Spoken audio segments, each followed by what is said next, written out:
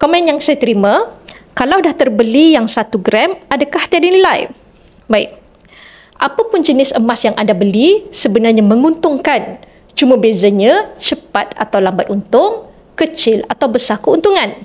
Katakan anda membeli 100 keping 1 gram pada tahun 2023 dengan harga RM308 per gram.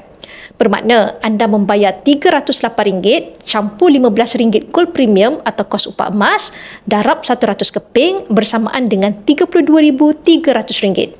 Hari ini, jika anda jual kesemua 100 keping 1 gram dengan harga jual RM432 selepas tolakan spread 9%, anda akan dapat RM43,200 atau keuntungan 16.8% setahun.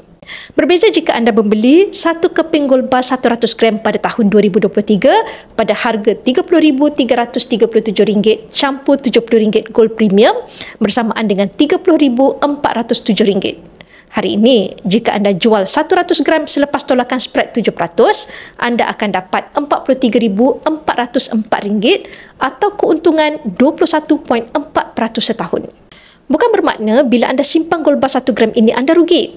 Cuma jika matlamat anda untuk menjual gram emas yang besar sekaligus, pilihan saiz emas yang besar lebih menguntungkan berbanding saiz yang kecil.